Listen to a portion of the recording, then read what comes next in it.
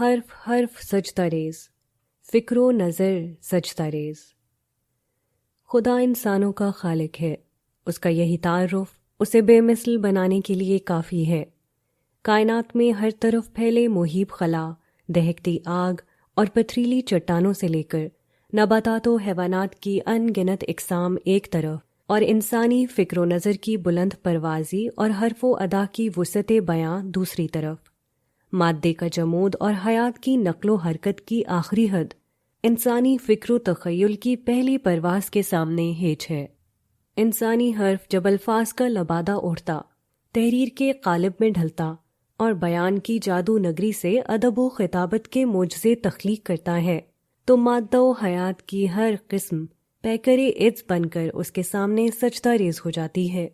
مگر یہی انسان جب خالق کا رخ کرتا ہے تو اس کی ہستی کے ابتدائی نشان پانے سے قبل ہی انسانی فکر و نظر کی ہر پرواز تھک کر نامراد لوٹ آتی ہے۔ انسانی حرف و ادا اور بیان و خطابت جب مخلوق کے آئینے میں اس کے اوصاف و کمالات کو بیان کرنا چاہتی ہے تو بقول اقبال حقیقت پر اپنا جامع حرف ہمیشہ تنگ پاتی ہے۔ وہ سمجھ لیتی ہے کہ سچائی اتنی زیادہ روشن ہے کہ اس کا ہر بیان مبین بھی اس کو واضح کرنے کے بجائے حقیقت کو دھندلا رہا ہے۔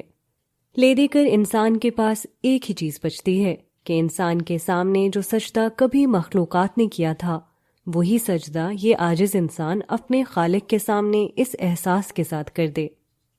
حرف حرف سجدہ ریز، فکر و نظر سجدہ ریز، رب مہربان کے سامنے سر سجدہ ریز۔ اور کوئی شناسائے سخن نبی ہو تو یہ کہہ کر حق کے بندگی ادا کر سکتا ہے، لا احصی ثناء علیک انت کما اثنیت علی نفسک۔ میں تیری حمد و ثنا کا حق ادا نہیں کر سکتا، تو ایسا ہی ہے جیسے تو نے اپنی تعریف خود کی ہے۔